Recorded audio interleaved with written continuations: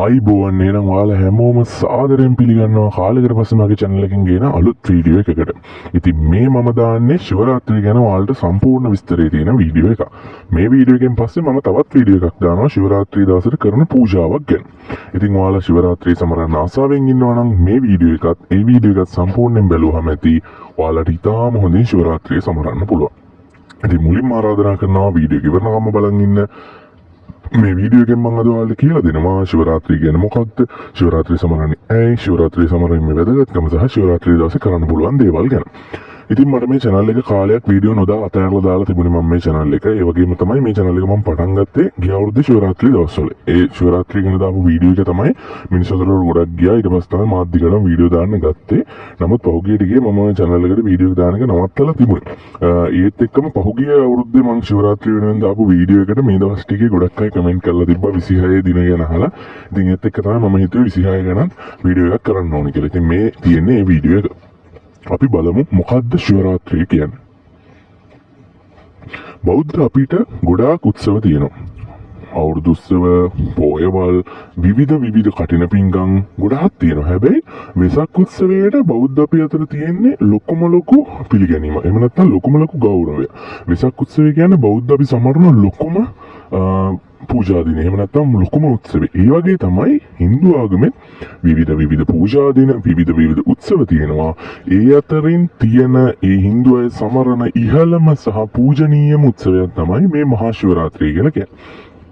මාසිකව මහා ශිවරාත්‍රිය ආවත් මේ ඉදිරි දිනයකදී එළමෙන්නා වූ මේ මහා ශිවරාත්‍රිය තමයි මේ සියලු දින අතරින් විශේෂතම මහා ශිවරාත්‍රිය වෙන්නේ. ඉතින් මහා ශිවරාත්‍රිය කිව්වහම ඔයාලට තේරෙනවා මහා ශිවරාත්‍රිය සමරන්නේ ශිව දෙවියන් වෙනුවෙන්. හරිද? මම මුලින්ම පුංචි කතාවක් කියන්නම් මේ ශිවරාත්‍රිය කොච්චර වැදගත්ද කියලා. ඔයාලා දන්නවා ශිව දෙවියන්ට පූජා කරන ප්‍රධානම දෙයක් තමයි බෙලිකොළ. මේ බෙලිකොළ පූජා කරන එක ශිව දෙවියන්ගේ පූජාවක අත්‍යවශ්‍ය අංගයක් වෙනවා. හරිද? ඉතින් මේ ශිවරාත්‍රී දවසේ ශිව දෙවියන් වෙනුවෙන් පුංචි දෙයක් පූජා කරත් ඔයාලට මහා මේ ප්‍රතිඵල ලැබෙනවා.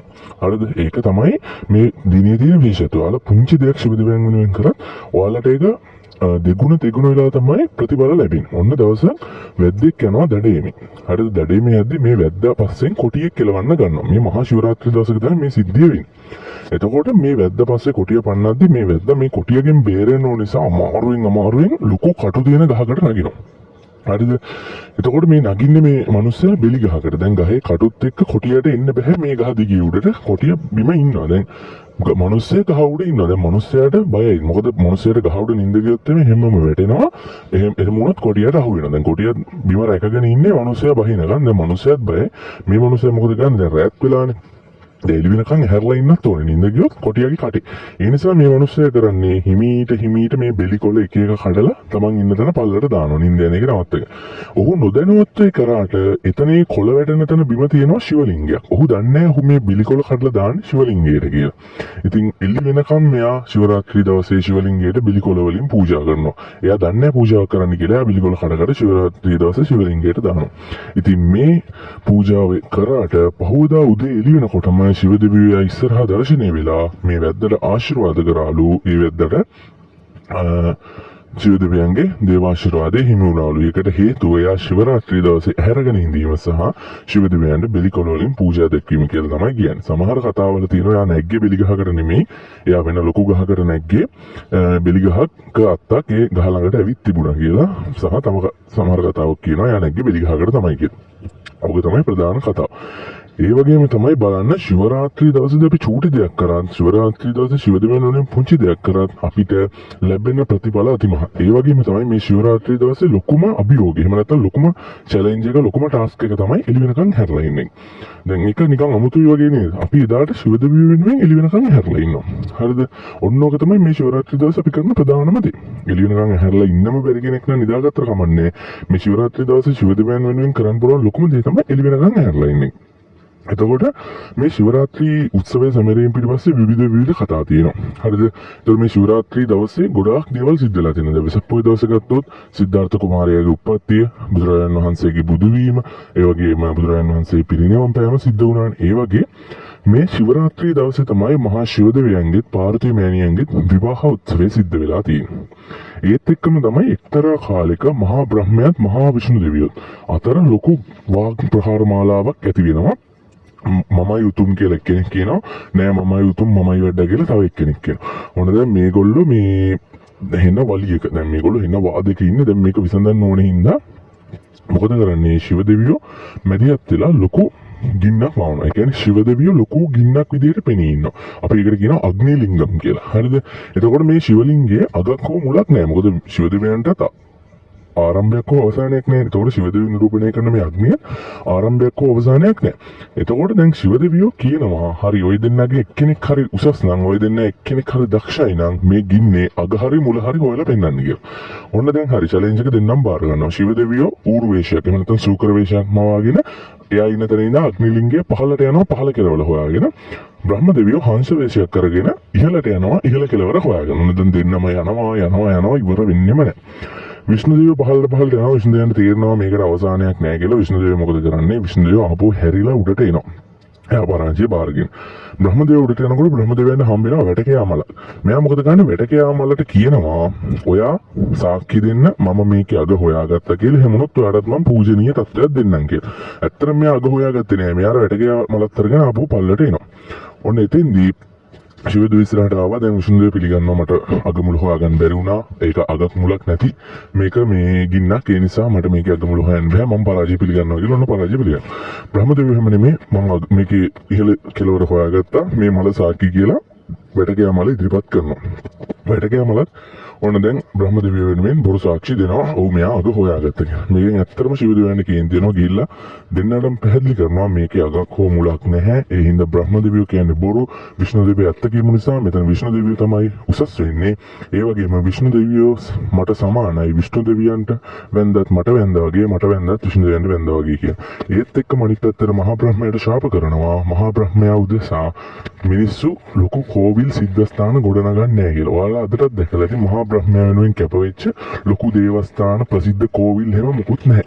මෙන්න මේ සිද්ධිය තමයි ඒකට පාදක වෙන්නේ.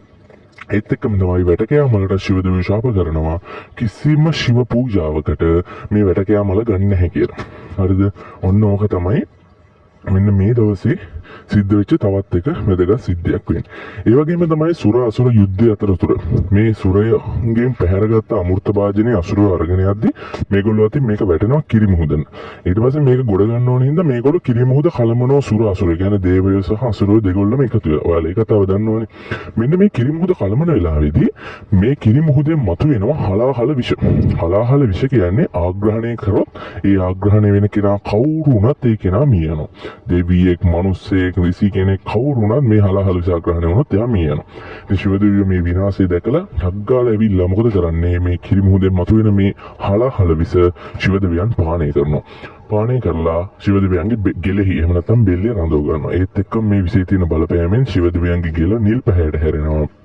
ඒ නිසා තමයි අදටත් ශිව දෙවියන්ගේ රූපයක් අරන් බලන්න ආලා ශිව දෙවියන්ගේ ගෙල වෙනම නිල් පැහැයෙන් තමයි දක්වන්නේ. ඒ වගේම තමයි ශිව දෙවියෝ විශ්ව ආරම්භයේදී විශ්ව විනාශයේදී නර්තනයක යෙදෙනවා. මේ ශිව දෙවියෝ තමයි නර්තනයේ අධිපති දෙවියෝ වෙන්නේ. ශිව දෙවියන්ගේ නර්තන විලාසය අපි කියනවා තාණ්ඩව නර්තනය කියලා. ඉතින් මේ ශිව දෙවියෝ තාණ්ඩව නර්තනයේ යෙදෙන දවසත් මේ මහා ශිවරාත්‍රී දවස කියලා හඳුන්වනවා. ඒ වගේම තමයි ගංගානම් ගඟ. ගංගානම් ගඟ දිව්‍ය ලෝකේ ඉඳන් මේ ලෝකෙට යන ගඟක් කියලා හින්දුවෝ විශ්වාස කරනවා. එතකොට මේ දිව්‍ය ලෝකේ ඉඳන් මේ ගඟ පෘථිවියට වැටෙද්දි පෘථිවියට බැරි වුණාවලු මේ ගඟේ පීඩනය ගඟෙන් එන ප්‍රෙෂර් එක දරා ගන්න. ඒ නිසා ශිව දෙවියෝ ඉස්සෙල්ලාම තමන්ගේ ජටාවට ගංගානම් ගඟ වැටෙන්න සලස්වලා ජල ධාරාවන් කීපයක් විදිහට පොළොවට ගංගානම් ගඟ වැටෙන්න සැලැස්සුවල්. මෙන්න මේ දවසත් මහා ශිවරාත්‍රී දවසක් කියලා විශ්වාස කරනවා. ඒ වගේම තමයි චන්ද්‍රයාට එක්තරා දිනයක ලැබුණු ශාපයක්. මම ඒ ගැන ඉදිරි වීඩියෝකින් ගේන්නම්. මේ ශාපයක් නිසා චන්ද්‍රයා අතුරුදහන් වෙනවා. චන්ද්‍රයා නොපෙනී යනවා. ඊට පස්සේ ශිව දෙවියෝ මේ චන්ද්‍රයාට ශාප විමුක්තිය දීලා එයාට උදව්වක් විදිහට එහෙම නැත්නම් එයාට ආශිර්වාදයක් විදිහට චන්ද්‍රයාට ආශිර්වාද කරනවා. ඔයා දින 15ක් වර්ධනය වේගෙන ඇවිල්ලා එක් දවසක් සම්පූර්ණයෙන්ම මිනිසුන්ට දර්ශනය වෙලා නැවත ක්‍රමයෙන් අවපැහැවෙලා එහෙම නැත්නම් අඳුරු වෙලා යනවා කියලා. ඒ හින්දා තමයි අදටත් චන්ද්‍රයා අපිට කාලෙකදී චුට්ට වැඩි වෙලා පෙනිලා සම්පූර්ණ පොයි දවසට හොඳට පෙනිලා ඊට පස්සේ මෙයා අතුරුදහන් වෙන්නේ. ටික අඳුරු වේගෙන යන්නේ. ඉතින් මෙන්න මේ දවසේදී ශිව දෙවියෝ චන්ද්‍රයාට ආශිර්වාද කරලා චන්ද්‍රයා තමන්ගේ සිරස මත තැන්පත් කරගත්තා. වල දැකලාදී ශිව දෙවියන්ගේ රූපවල සිරස මත චන්ද්‍රයා තැන්පත් කරගෙන තියෙනවා. මෙන්න මේ දිනයත් මහා ශිවරාත්‍රී දිනයක් කියලා විශ්වාස කරනවා. ඒතර ඔයාලා බලන්න මේ ශිවරාත්‍රී දිනය ඇත්තට කොච්චරනම් විශේෂ දවසක්ද. ඔයා තාමත් මේ වීඩියෝ එක ස්කිප් නොකර බලනවා කියන්නේ ඔයා ඇත්තට මාසයි මේ ශිවරාත්‍රිය මොනවද කරන්න පුළුවන් කියලා දැනගන්න. එහෙනම් මේ ඔයා වෙනුවෙන් මං කියන්නේ. ඉතින් ශිව දෙවියෝ වඳින්න ශිව දෙවියන්ගේ පිළිම, ශිවලිංග මොනවත් ඕනේ නැහැ. ඒවා තියෙනවා නම් හොඳයි. හිතන්න ඔයාලා ශිව දෙවියන්ගේ රූපයක් නැහැ. ශිව දෙවියන්ගේ පිළිමයක් නැහැ. ශිවලිංගයක් නැහැ. ඉතින් ඔයා දුක් වෙනවා මට ශිව දෙවියෝ වඳින්න බැහැයිද?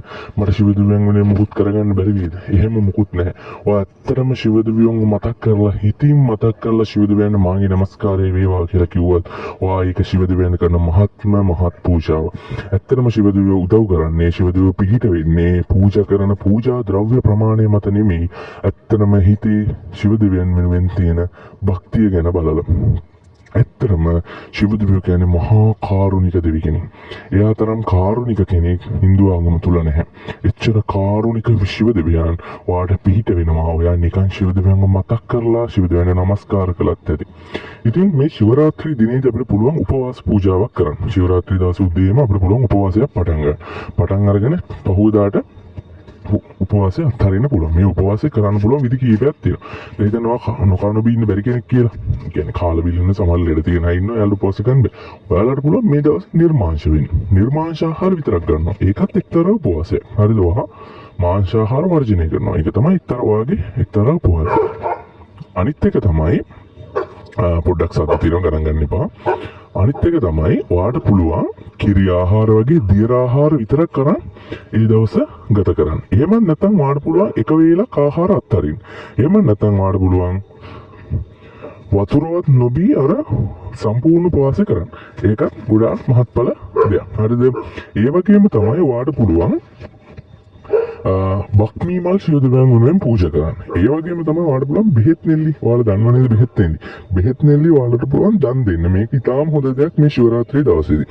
ඊළඟට හරකුන්ට කෑම දෙන එක, ඒ වගේම භාවනා කරන එක, මේ වගේ දේවල් ගොඩාක් කරලා ඔයාලට ශිව දෙවියන්ට පින් අනුමෝදන් කරන්න පුළුවන් මෙන්න මේ දවසේදී. ඒ වගේම තමයි ඔයාලට පුළුවන් නිතරම ශිවරාත්‍රී දවසේදී උදේ ඉඳන් ඔයාලට අනිත් අයට ඇහෙන විදියට හරි අනිත් අයට ඇහෙන්නේ නැතුව හරි තමන්ට විතරක් ඇහෙන්න හරි උදේ ඉඳන් ඕම් නමः ශිවාය ඕම් නමः ශිවාය ඕම් නමः ශිවාය කියලා ශිව දෙවියන්ට නමස්කාර කරන්න. හැම වෙලෙම ශිව දෙවියන්ව මතක් කරන්න. ඒක තමයි ශිවරාත්‍රී දවසේදී ඔයාලට කරන්න පුළුවන් ලොකුම පූජා.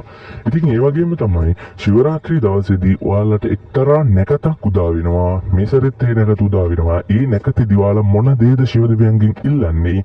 ඒ හැම දෙයක්ම ඔයාලට ලබා ගන්න පුළුවන්. ඒක අති විශේෂ නැකත් මුහුර්තයක්. එහෙම නැත්නම් පූජා මුහුර්තයක්. මේක අපි ශිවරාත්‍රියේදී නිත්‍ය කාලය කියලා හඳුන්වනවා.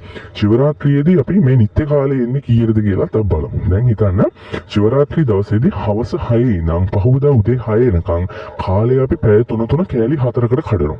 යාම 4කට කඩනවා. පළවෙනි යාමේ හවස 6 ඉඳලා හවස 9 වෙනකොට, ඊළඟට හවස 9 ඉඳලා පාන්දර 12 වෙනකොට, ඊළඟට මධ්‍යහන 12 ඉඳන් පාන්දර 3 වෙනකොට, පාන්දර 3 ඉඳන් පාන්දර 6 වෙනකොට.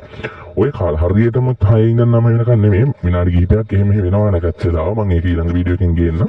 ඔය අතරේදී තමයි අර නිත්‍ය කාලයත් උදා වෙන්නේ. ඒකත් මම ඊළඟ වීඩියෝ එකෙන් සම්පූර්ණ විස්තරය නිත්‍ය කාලෙදි කරන්න පුළුවන් දේවල් එක්කම අරගෙන එන්නම්. ඒ නිසා මේ channel එක subscribe කරලා දිගටම රැඳිලා ඉන්න. ඒ වගේම තමයි මේ නිත්‍ය ඔයාලට පුළුවන් ශිවරාත්‍රී දවසේදී මම කියපු දේවල් වලට අමතරව ශිව දෙවියන් වෙනුවෙන් පූජාවක් කරනවා නම් ඔයාලට පුළුවන් මේ කාල හතරේදී පූජාවන් 4ක් කරන්න. එහෙම නැත්නම් ඔයාලට පුළුවන් නිත්‍ය කාලෙදී එක පූජාවක් කරන්න.